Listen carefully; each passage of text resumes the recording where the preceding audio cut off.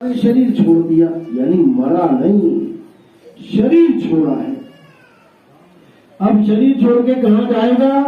अगर ज्ञानी गुरु मिला है, आत्मज्ञानी मिला है, तब तो समझो अपने दुर्धाम को पहुंच जाएगा। और अगर नहीं मिला, जपी तपी सन्यासी मिल गया, कोई गुरु पत्थर पूजने वाला मिल गया, गुरु मंत्र देने वाला मिल गया, व्रत पूजा करवाने वाला मिल गया, गंगा स्नान करवाने वाला मिल गया, तो इसी दुनिया में आगे धक्के खाने पड़ेंगे, यही आना जाना पड़ेगा, कोई बचाने वाला नहीं है।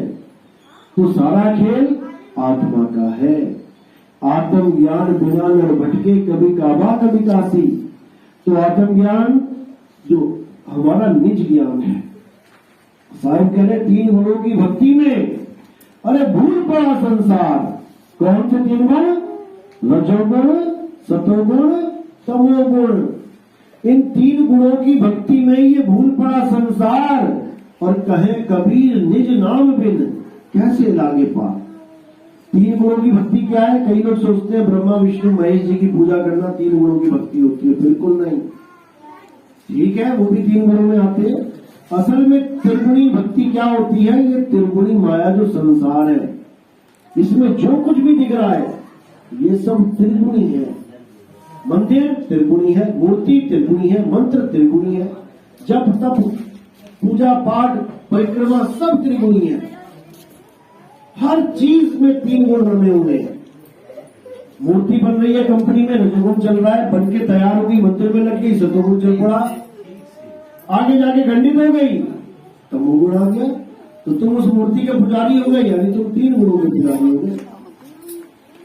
तुम सूर्यदेव की पूजा कर रहे हो, सूर्य उगा, सुबह सुबह रजोगुण है, दोपहर में चढ़ गया सिर के ऊपर, सतोगुण है, शाम को ढल गया, तमोगुण है, तीनों गुणों में चला गया। फिर त्रिगुण के त्रिगुण भक्ति रहेगी। तुम पानी की पूजा कर रहे हो, नदी जहां से चली वो रजोगुण है, रास्ते में सतोगुण है, अंत में जहां लीन हो गई तमोगुण है। तुम फिर 3 गुणों के चक्कर में पड़ गए। मंत्र देखो, मुंह से बोला रा, जैसी बोला रजोगुण है, जब चल रहा है रा तो सतोगुण है, मां फिर खत्म हो गया तमोगुण है, फिर 3 गुणों में फंस गए। हर वस्तु हर नाम त्रिगुणातीत है, त्रिगुण में। और जो परमात्मा है वो गुणातीत है, वो तीनों गुणों से परे है, जिसके लिए अध्याय 7 में बोला गया गीता में, हे अर्जुन जो मेरी बनाई माया के तीनों गुणों को नहीं लांघ पाते वो इसी तरह भवसागर में गोते खाते हैं। लेकिन जो आत्मा को जान लेते हैं वो सहज ही तीनों गुणों को माया को पार कर जाते हैं, क्योंकि वो जिसकी पूजा करते हैं वो गुणों में नहीं आती। ना तो आत्मा कभी पैदा होती है तो रजोगुण नहीं, आत्मा सदा रहती है सतोगुण नहीं, आत्मा का अंत नहीं होता तमोगुण नहीं, तीनों गुणों से परे वो केवल आत्मा है। आत्मा के अलावा कोई पूजनीय है ही नहीं। गुरु ग्रंथ साहब में साफ लिखा है, आत्मदेव पूजिए गुरु के सहज स्वभाव। लेकिन वो पूज क्या रहे हैं? लिखा कुछ और है और कर कुछ और रहे हैं।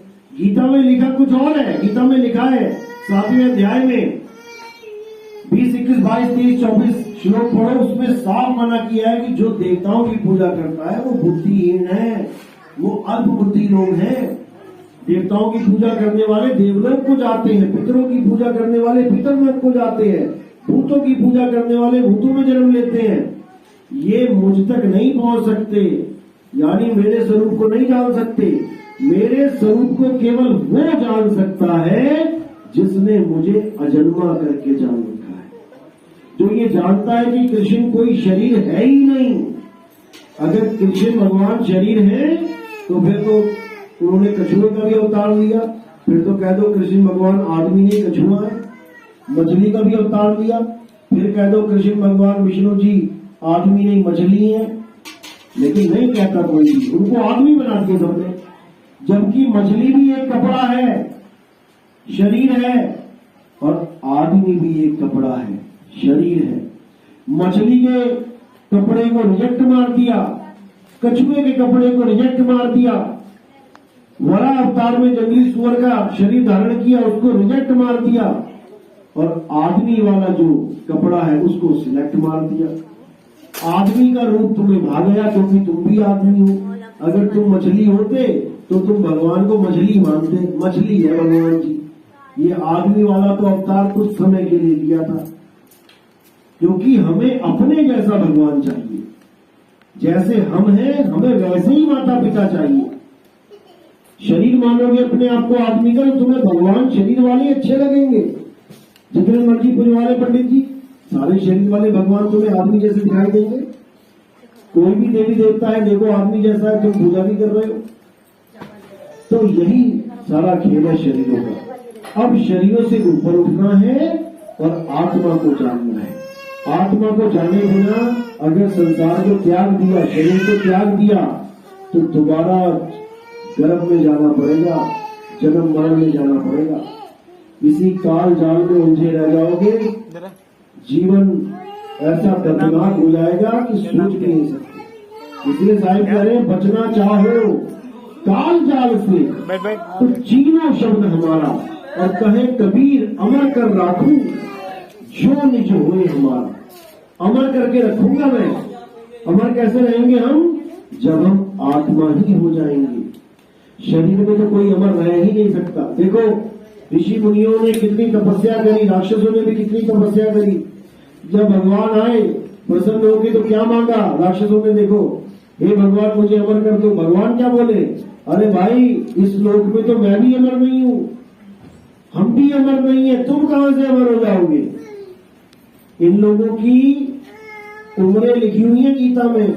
ब्रह्मा जी की कितनी उम्र है, विष्णु जी की कितनी उम्र है, शंकर जी की कितनी उम्र है, ये लिखा हुआ है।